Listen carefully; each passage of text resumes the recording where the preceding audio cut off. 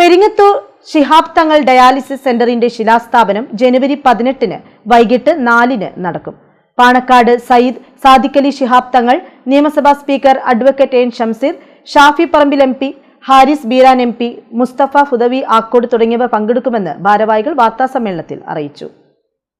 പെരിങ്ങത്തൂർ ജുമാഅത്ത് പള്ളി മഹല്ല് ജമാഅത്തിന്റെയും Qatar chapter കമ്മിറ്റിയുടെയും സംയുക്ത സംരംഭമായി നിർമ്മിക്കുന്ന സൗജന്യ ശിഹാബ് തങ്ങൾ ഡയാലിസിസ് സെന്ററിന്റെ ശിലാസ്ഥാപന കർമ്മം ജനുവരി 18 പെരിങ്ങത്തൂരിൽ നടക്കും. വൈകിട്ട് 4 കൂലോത്ത് പറമ്പിൽ മുസ്ലിം ലീഗ് സംസ്ഥാന പ്രസിഡന്റ് സയ്യിദ് സാദിഖലി ശിഹാബ് തങ്ങൾ ശിലാസ്ഥാപന കർമ്മം നിർവഹിക്കും.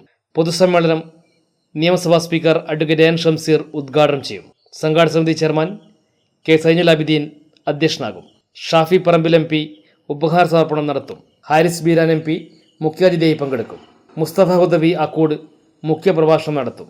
സെന്ററിനാവശ്യമായ സ്ഥലം സൗജന്യമായി നൽകിയ കൂലോത്ത് മഹമ്മൂദിനെ സാദിഖലി തങ്ങൾ ചടങ്ങിൽ ആദരിക്കും. ശിലാസ്ഥാപനത്തിന്റെ ഭാഗമായി വനിതാ സംഗമം സംഘടിപ്പിച്ചതായും ഭാരവാഹികൾ അറിയിച്ചു. സൗജന്യ കിഡ്നി രോഗനിർണയ ക്യാമ്പ്, ബോധവൽക്കരണ ക്ലാസ്, സൗജന്യ കുടിവെള്ള പരിശോധന തുടങ്ങിയവയും സംഘടിപ്പിച്ചിട്ടുണ്ട്.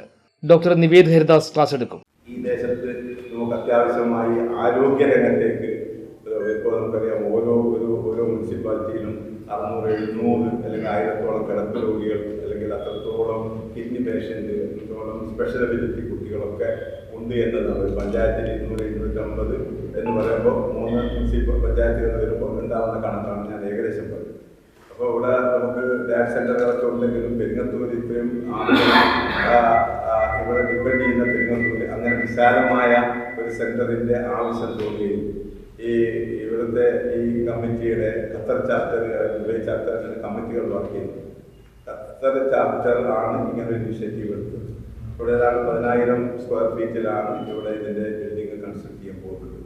അപ്പോൾ അതിന് വേറെ ഒരു മാതൃകയുണ്ട്. ഇപ്പോൾ നമ്മുടെ എല്ലാ ദേശത്തും പള്ളികളോടനുബന്ധിച്ച് ധാരാളം ഏക്കർ കണക്കുകളും ഏക്കറും അതിൽ കൂടുതലും അത് ഏക്കറുകൾ കണക്കിനൊക്കെ സ്ഥലങ്ങൾ ഇങ്ങനെ കിടക്കും. ഇപ്പോൾ പള്ളിയുടെ കുറച്ച് സ്ഥലം ഞങ്ങൾ അത് ഉപയോഗപ്പെടുത്തുന്ന അത് കാര്യമായ അവസ്ഥാനോട് തൊട്ട് കുറച്ച് സ്ഥലം പള്ളിയുമായി അംഗീകാര രീതിയിലൊക്കെയായി ഒഫീഷ്യലായി ആ സ്ഥലം വാങ്ങിച്ചെടുക്കുകയും അതോടൊപ്പം ആതുര ശുശ്രൂഷ രംഗത്ത് ഏറെ ശ്രദ്ധ കൊടുക്കുന്ന ഒരു ചാപ്റ്ററിൻ്റെ പ്രവർത്തനമാണ് നമുക്ക് കാണാൻ കഴിയുന്നത്.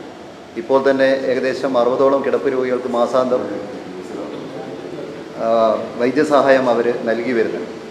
അതിൻ്റെ തുടർച്ച എന്ന രൂപത്തിലാണ് മഹല്ല് ജമാഅത്തിൻ്റെ അഭ്യർത്ഥന മാനിച്ചുകൊണ്ട് സൗജന്യ ഡയാലിസിസ് സെൻറ്റർ വരാൻ പോകുന്നത്. തീർച്ചയായും ഇതിൻ്റെ ഉപഭോക്താക്കൾ നമ്മുടെ പ്രദേശത്തെ മഹല്ല് നിവാസികളായിരിക്കുമെന്ന കാര്യത്തിൽ സംശയമില്ല. ഇതിലേറെ ഖത്തർ ചാപ്റ്ററിനോട് മഹല്ല് ജമാഅത്ത് കടപ്പെട്ടിരിക്കുക.